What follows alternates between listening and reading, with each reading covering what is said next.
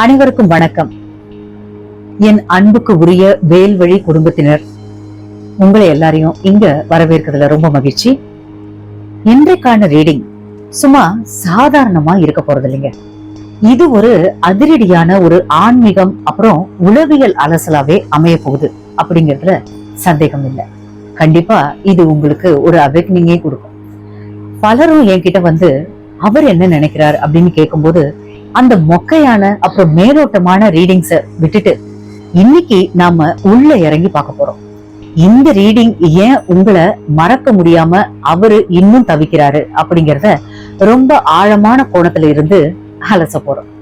அதனால இது ஒரு தனித்துவமான ஒரு பயணமா உங்களுக்கு இருக்க போகுது.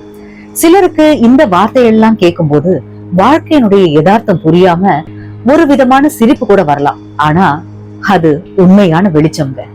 பலருக்கு இதை கேட்கும் போது அடடா, இது அப்படியே என்னுடைய வாழ்க்கையை என்னுடைய சிச்சுவேஷனை அப்படியே சொல்லுதே அப்படின்னு மெய்சிலுக்கு கூட தோன்றும். உங்கள் முன்னாள் துணையின் ஆளுமை அப்புறம் அவர் இப்போ எந்த மனநிலையில சிக்கிட்டு இருக்காரு அப்படிங்கறத இந்த கார்ட்ஸ் இன்னைக்கு ரொம்ப தெளிவா சொல்ல போகுதுங்க. ஒரு சின்ன எச்சரிக்கை, இது ஒரு பொதுவான ரீடிங் மட்டும்தான் அப்படிங்கறத நீங்க புரிஞ்சுக்கிட்டு உங்க சிச்சுவேஷனுக்கு ஏத்த மாதிரி அதை பொருத்தி பாத்துக்கோங்க. உலகம் முழுவதுமா ஆயிரக்கணக்கானவங்க இந்த வீடியோவை பாக்குறதுனால இது எல்லோருடைய சிச்சுவேஷனுக்கும் அப்படியே பொருந்தாது அப்படிங்கறத நான் மறுபடியும் உங்ககிட்ட சொல்லிக்கிறேன். உங்களுடைய எனர்ஜிக்கு உங்களுடைய சிச்சுவேஷனுக்கு எதெல்லாம் ஒத்து போகுதோ அதையெல்லாம் மட்டுமே எடுத்துக்கிட்டு மீதிய பிரபஞ்சத்துக்கிட்ட அப்படியே விட்டுடுங்க. இப்போ எந்த தயக்கமும் இல்லாம ஒரு பாசிட்டிவ் தாட்டோட நம்ம கார்ட்ஸ நம்ம பார்க்க போறோம். முதல்ல உங்களுடைய எக்ஸ் அதுக்காக அவங்களுக்காக விழுந்திருக்கும் டெம்பரன்ஸ் கார்டு என்ன சொல்லுது அப்படிங்கறத நுணுக்கமா பார்க்கலாம். உங்களுடைய எக்ஸ் இப்போ வாழ்க்கையில ஒரு மிகப்பெரிய சமநிலைய தேடி தவித்துட்டு இருக்காங்க அப்படிங்கறத இந்த கார்டு சொல்லுதுங்க. வெளியே பார்க்கும்போது அவர் முகத்துல சில் அப்படின்ற மாதிரி ஒரு நிதானம் இருந்தாலும் உள்ள செம்ம கன்ஃபியூஷன் அப்புறம் தத்தளிப்பு ஓடிட்டு இருக்கு. மெசேஜ் பண்ணலாமா இல்லைன்னா வேண்டாமா அப்படின்னு தவிச்சு, அதே சமயம் போனா என்ன நினைப்பாங்க அப்படிங்கிற பயமும் அவங்களுக்குள்ள மேலோங்கி இருக்கு. மனசுக்குள்ள ஒரு ஃபேமிலி பேக் டிபேட்டே ஓடிட்டு இருக்குன்னா நம்புவீங்களா? அதுல ஈகோ ஒரு பக்கம் அப்புறம் எமோஷன் இன்னொரு பக்கம் அப்படின்னு ரெண்டையும் ஹேண்டில் பண்ண தெரியாம அவரு திணறிக்கிட்டு இருக்காரு. இவங்களுக்கு நடுவுல இவர் ஒரு சாண்ட்விச் மாதிரி சிக்கி தவிக்கிறது பாக்குறதுக்கு வேடிக்கையா இருந்தாலும் அவருடைய மனநிலை ரொம்பவும் பலவீனமா இருக்குங்க. அவருக்குள்ள பொறுமை இருக்கு, ஆனா சூழ்நிலைய மாற்றுறதுக்கு தேவையான துணிச்சலான ஆக்ஷன் மட்டும் எடுக்க முடியாம முடங்கி போயிருக்கிறாரு. அடுத்ததா வந்திருக்க கார்ட்ஸ் 8 ஆஃப் பென்டக்கிள்ஸ் கார்டு. இங்க ஒரு பெரிய ட்விஸ்ட நமக்கு இது வெளிப்படுத்துதுங்க.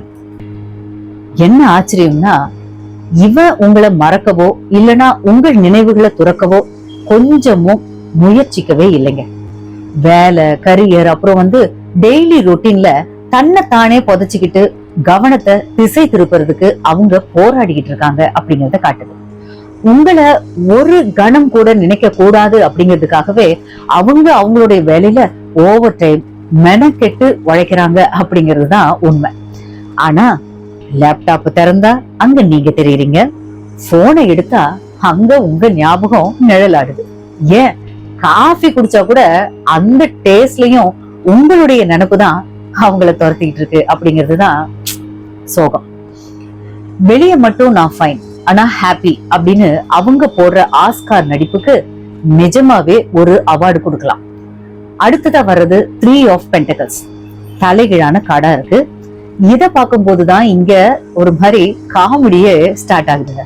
இவங்களுடைய கம்யூனிகேஷன் டிபார்ட்மெண்ட் மொத்தமா ஷட் டவுன் ஆகி ஒரு விதமான மௌன போரை நிகழ்த்திக்கிட்டு இருக்கிறாங்க. ஒருத்தர் பேசாம மௌனமா இருக்காங்க, இன்னொருத்தர் எதிர்பார்ப்போட காத்துக்கிட்டு இருக்காங்க. ஆனா 2 பேரும் கான்வர்சேஷன் பண்றத மட்டும் நிறுத்திக்கிறாங்க, அதாவது பேசுறது இல்ல. பிறகு என்ன, ஏன் இந்த ஒரு ஒர்க் அவுட் ஆகல அப்படின்னு யதார்த்தத்தை உணராம பிரபஞ்சத்திடம் கேள்வி கேட்கிறாங்க. ஒரே புத்தகத்தை 2 பேர் படிச்சுட்டு 2 பேரும் வெவ்வேறு அர்த்தங்களை புரிஞ்சுக்கிட்டு குழப்பத்துல சிக்கிக்கிறது தான் ஒரு விசித்திரமான சூழலா இங்க பார்க்கப்படுதுங்க. அடுத்தது வர்றது ரொம்பவும் ஸ்ட்ராங்கான ஜஸ்டிஸ் கார்டு. இது நேர்மையான கர்மா கணக்க இங்க நமக்கு எடுத்து சொல்றாங்க. நான் சரியாதான் நடந்துகிட்டேனா அப்படிங்கிற கேள்வி அவங்கள நிம்மதியா தூங்க விடாம அவங்களையே செதுக்கி கொண்டு இருக்குதுங்க. அவங்க நீதிபதியாவும் இருக்கிறாங்க, அவங்களே வக்கீலாவும் இருக்கிறாங்க. ஏன் குற்றவாளி கூட அவங்களேதான். தானே ஒரு தண்டனையையும் கொடுத்துக்கிட்டு முன்னேற முடியாம அங்கேயே நின்னுகிட்டு காலத்தை வீண் பண்ணிக்கிட்டு இருக்காங்க. கடைசி கார்டா 10 of Pentacles, அது தலைகீழா. இதுதான் இந்த ரீடிங்கோட ஒட்டுமொத்த எமோஷனலுடைய சென்டர் பாயிண்ட். உங்ககிட்ட இருந்த போது அவங்களுக்கு கிடைச்ச அந்த முழுமையான அந்த ஸ்டெபிலிட்டி, நிலைத்தன்மை இன்னும் அவங்களுடைய ஆழ் மனசுல அப்படியே பசுமரத்தாணி மாதிரி பசுமையா இருக்குங்க. ஆனா அதை திரும்பவும் தக்க வைக்க முடியுமா, இல்ல அதே தவிர மறுபடியும் செஞ்சிருவோமா அப்படிங்கிற பயம் அவங்களுக்குள்ள ஆழமா இருக்கு. உங்களை காதலிக்க அவங்களுக்கு பயம் இல்லை, மாறாக உங்களை இழந்துடுவோமோ அப்படிங்கிற பயம் அவங்கள முடக்கி போட்டிருக்கு. மறுபடியும் முயற்சி செஞ்சு ஒருவேளை தோத்து போயிட்டா என்ன செய்யறது அப்படிங்கிற கோழைத்தனம் அவங்கள தொடர்ந்து துரத்திக்கிட்டே இருக்குங்க. ஏஞ்சல் நம்பர் 444 அப்படிங்கறத கவனத்துல வச்சுக்கோங்க. இது உங்களுடைய வாழ்க்கையில வரப்போற சமநிலை அப்புறம் சரியான நேரத்தை குறிக்கிற ஒரு சிக்னல். அவசரப்பட்டு எந்த ஒரு முடிவையும் எடுக்காதீங்க. பிரபஞ்சத்தினுடைய கால கணக்குப்படி எல்லாம் தானாவே நடக்கும் அப்படிங்கறத நம்புங்க. ஓகேங்களா? ஏஞ்சல் நம்பர் 88 உங்க பார்வையில பட்டுச்சுன்னா அது நீங்க இதுவரைக்கும் விதைச்ச உணர்வுகளின் அறுவடை காலம் வந்துருச்சு அப்படிங்கறத சொல்லுது. அடுத்த ஏஞ்சல் நம்பர் 333 உங்க வழிகாட்டிகள் அப்புறம் பிரபஞ்ச சக்திகள் எப்போதும் உங்களுடன் துணை இருக்கிறார்கள் அப்படிங்கறத நினைவூட்டுது. சோ எதுக்கும் பயப்பட வேண்டாம், நீங்க சரியான பாதையில தான் போயிட்டு இருக்கீங்க அப்படிங்கறத இந்த நம்பர்ஸ் எல்லாம் கன்ஃபார்ம் பண்றாங்க. இந்த ரீடிங்கோட ஒட்டுமொத்த எசன்ஸையும் ரொம்ப தெளிவா புரிஞ்சுக்கோங்க. உங்களுடைய எக்ஸ் உங்களை மறக்கல, ஆனா அதை வெளிப்படுத்த துணிவில்லாத ஒரு கோழையா அவங்க தன்னைத்தானே சுருக்கிக்கிட்டு இருக்காங்க அப்படிங்கிறதுதான் கசப்பான உண்மை.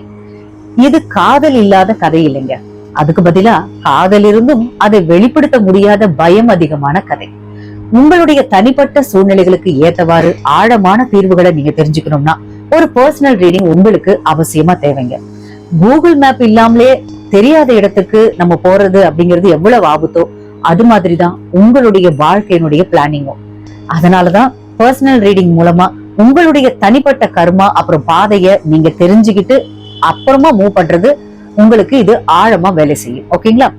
எனர்ஜி எக்ஸ்சேஞ்ச் அப்படிங்கிறது வெறும் பணம் மட்டும் இல்ல, அது உங்களுடைய கவனம், நேரம் அப்புறம் அர்ப்பணிப்பின் பரிமாற்றம் அப்படிங்கறதையும் நீங்க புரிஞ்சுக்கோங்க. இவ்வளவு டீப்பான இன்ஃபர்மேஷனை உங்களுக்கு கொண்டு வரும் இந்த வீடியோ உங்களுக்கு பிடிச்சிருந்ததுன்னா மறக்காம லைக் செய்யுங்க. அதோட இல்லாம மத்தவங்களுக்கும் இது பயன்படும் இல்லைங்களா? சோ நீங்க அது பயன்படும் நினைச்சீங்கன்னா தயங்காம உங்களுடைய ஃப்ரெண்ட்ஸுக்கும் ஷேர் செய்யுங்க. நம்முடைய சேனலை ஆன்மீக பயணத்துல நீங்களும் சேர்ந்து பயணிக்க வேண்டும் அப்படின்னா சப்ஸ்கிரைப் அந்த பட்டனை பிரஸ் பண்ணிக்கோங்க. இப்போ உங்களுக்கான ஒரு குட்டியான கேள்விங்க, அதுக்கு உங்களுடைய பதில் என்னவா இருக்கும் பார்க்கலாமா? உங்க எக்ஸிடம் என்று, அதாவது உங்க நோ கான்டாக்டா இருக்கலாம், இல்ல உங்க எக்ஸாமும் இருக்கலாம், அவர்கிட்ட இருந்து ஒரே ஒரு வார்த்தை மட்டும் சொல்ல உங்களுக்கு வாய்ப்பு கிடைச்சிச்சுன்னா அவர்கிட்ட அந்த ஒரு வார்த்தை என்னவா இருக்கும்? நீங்க சொல்ல துடிக்கிற அந்த ஒரு வார்த்தைய கமெண்ட் செய்யுங்க. நான் படிக்கிறதுக்கு ரொம்ப ஆவலா காத்துட்டு இருக்கேன். அடுத்த ரீடிங்ல மறுபடியும் ஒரு சுவாரஸ்யமான தலைப்போட உங்களை சந்திக்கிறேன். அதுவரை காத்திருங்கள். அது வரைக்கும் பிரபஞ்சத்தினுடைய கால நேரத்தை முழுமையா நம்புங்க. அவசரப்படாம அமைதி காக்க பழகுங்க. உங்களுடைய வாழ்க்கையினுடைய பாதையில தோன்ற தேவதைகளுடைய சிக்னல்ஸ, அதாவது நம்ம ஏஞ்சல் நம்பர்ஸ் பாக்குறோம், அப்புறம் நிறைய சிக்னிபிகன்ட் சைன்ஸ் எல்லாம் நம்மள சுத்தி பார்ப்போம் இல்லைங்களா? அது எல்லாத்தையுமே கூர்ந்து கவனிங்க. உங்களுக்காக வர வேண்டியது, உங்களுடைய கர்ம வினையில் சேர வேண்டியது உங்களை விட்டு எங்கேயுமே போகாது அப்படிங்கறத மட்டும் கவனத்துல வச்சுக்கோங்க. நீங்க எதுக்கெல்லாம் தகுதியானவர்களோ அவை சரியான நேரத்துல உங்களை தேடி வருங்க. வாழ்க்கையினுடைய ஏற்ற இறக்கங்களை சகித்து கொள்ளும் பக்குவம் உங்களுக்கு ஒரு மிகப்பெரிய சக்தியை தரும். மீண்டும் சந்திப்போம். நன்றி, வணக்கம்.